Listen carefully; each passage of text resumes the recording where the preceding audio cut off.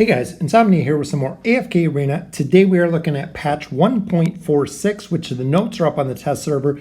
As you can see, we have the new hero, adding the Graveborn hero Theowen, the Wailing Widow, meaning that we are not getting Silas and we are not getting Graveborn support, I believe, at this point, unless she is Graveborn support. As you've seen from Dolly with the picture below, recently a lot of bards have been singing about the sorrows of a deceased princess called Theowen. Do you know anything about her? This was kind of an early spoiler alert, I guess.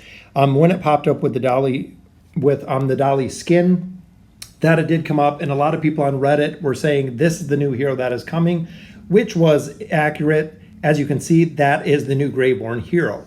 So we got a new Voyage of Adventure. So the Voyage of Wonder, the Sandy Treks will be available pretty soon, which is on the test server on 9.2. New Wandering Balloon, which I absolutely love. So what they're doing is they're taking older Voyage of Wonders, reworking them with different loot into the Balloon Adventures, the Wandering Balloon, which is very, very cool, because if you've never run these adventures before for the Voyage of Wonder, if you're a newer player, the Frosted Expanse was a Voyage of Wonder that we did quite a while ago, which can be unlocked after completing stage 22-50. New Bountiful Trials, which the new trial for Theowen will be up pretty soon, which is, it looks like 827 on the test server from what they're saying here. The Misty Valley returns. So a lot of people were very upset with the Misty Valley just due to how incredibly hard the Celestial Hypogean Dimensional part was, and also the Maulers. When you had to defeat a team with 4 or 5 Maulers, made it super, super difficult to get the Misty Valley completed and actually get all silver and gold chests for all 20 stages. Looks like after a little bit of a rework, the next round shall commence 9.2, which is on the test server. Usually within about a week of being on the test server, it will go live. So the Misty Valley, we are going to be running a second time with some tweaks, hopefully with some Maulers, or actually some of the super, super difficult fights that you might not have team components to. They might give you an alternate way to run those. So we do have a brand new chapter, which is chapter 27. So we are getting really, really far with the progression in the campaign, as well as the King's Tower, now totaling 750 floors, which is absolutely crazy. I'm at about 400, so to think almost double the floors that I'm at now, 750 floors will be crazy hard, but the floors around level 700 have been adjusted, which is very, very cool. So a couple miscellaneous notes: optimize the interactive process for crafting mythic furniture. A lot of people ever since the update have hated the Whale Inn or the Oak Inn, depending on what they're using or where you're at, on how the furniture was crafted. So glad to see a little bit of tweaks there. It's now possible to view other guild status via guild grounds, and default formation for the Twisted Realm shall no longer automatically remove mercenaries. So if you have a mercenary on day 1 and then you go ahead and borrow that mercenary again, it is going to keep it in the formation as long as you have that mercenary. If you no longer have that mercenary, so if you're not borrowing the same mercenary from Twisted Realm boss to Twisted Realm boss, they will be dropped out of there. Couple of hero adjustments. Mizoth is the first one. Mizoth and his allies shall now prioritize their attacks against enemies which are not imprisoned by Mizoth's ultimate ability, Devour, which seems like a little change, but it's actually more than it looks, because if you're targeting and if your heroes are focused on heroes that are imprisoned, the rest of the team, the rest of the enemy team is doing damage, is doing CC, is doing energy regen, versus the hero that is being locked up. So making this adjustment will focus on the heroes who are doing damage to your team, which can result in a win depending if you're using Mizoth or not, or if you're fighting Mizoth. Very, very cool adjustment. Next one is Pharrell fixed an issue with the signature item ability Anguish Spirit that would sometimes calculate the amount of evil spirits haunting enemies. So if you look at the next point though, strengthen the value of the signature item Anguish Spirit. Please review the in-game ability description. So they kind of nerfed it in the first one, making sure that all of the spirits were calculating correctly, which I'm not sure if it was, I think it was over-calculating, which it does say over-calculating there. So they fixed that, but that way it wasn't such a strong nerf. They went ahead and strengthened the amount of damage they will have. So essentially having fewer spirits calculating correctly is still going to do the same damage as having more spirits. Big one that we're looking at is, of course, Ezio is reworked, fixed an issue that would sometimes prevent the ability Eagle Vision from correctly executing enemies. Everybody carries Ezio for his ultimate ability. If it's not executing enemies correctly, kind of defeats the entire purpose on why this assassin class hero was built.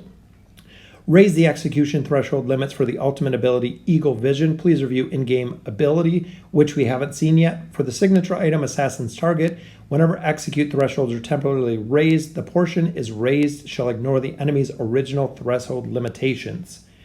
So with the signature item, going to make a big difference. So, and if they're raising the threshold limits, meaning that heroes are going to be executed at a higher threshold, which we'll go ahead and look at Ezio individually in just a couple minutes. But if the execution thresholds are higher, because I believe right now it is at 27%. So depending how high that they take that threshold is the point where you have to get enemies to. So if they raise that threshold to 35%, when a hero hits 35%, the execution will happen instead of being the 27%. So gonna increase his utility a lot because of this rework with him. And like I said, we'll look at it in just a little bit.